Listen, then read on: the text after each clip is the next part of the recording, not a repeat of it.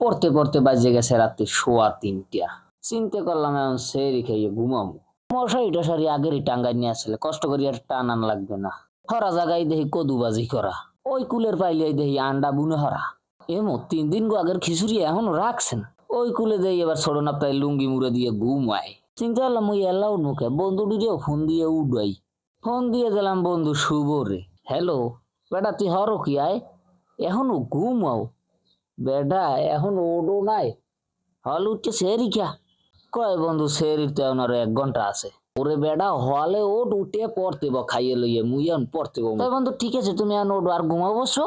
ফোনটা কাটিয়ে ফোন দিলাম বন্ধু দিব্য রে। এবারে তুই এখন কি ওর মোবাইলে ধরে আয়। কয় বন্ধু অনলাইনে একটা ক্লাস করতে আসি। ক্লাস তো বেশি পড়লে পাগল হয়ে যাবি, খাইয়ে লইয়া একটা ঘুম দেবে এটা, এত পড়িস নিয়া। ঠিক আছে তাই রাখ, আর এখন আর পর বসো, খাইয়ে লইয়া ঘুম হয় 11টা থামাই। 2 পদের বুদ্ধি দেওয়া শেষ, এখন যে নিশ্চিন্তায় খাইয়ে লইয়া ঘুম হয়। আজ গোগারের কেউরি বললাম না, দেখ মারা কেমন উঠে সেরি খায়।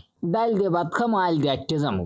আর দূর খাইতে তো বসি আন্ডার দিয়ে ভাত খামো, আইল দিয়ে আটটে যামু।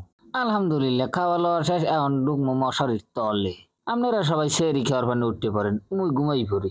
যারা যারা ভিডিওটা দেখতেছেন ভিডিওতে একটা লাইক করে দিয়ে একটা ভালো করে সুন্দর সে কমেন্ট করে দেবেন, আর ভিডিওটা বেশি বেশি শেয়ার করে দেবেন, আর ফেসবুক পেজটা ফলো করিয়া আমার সাথেই থাকবেন।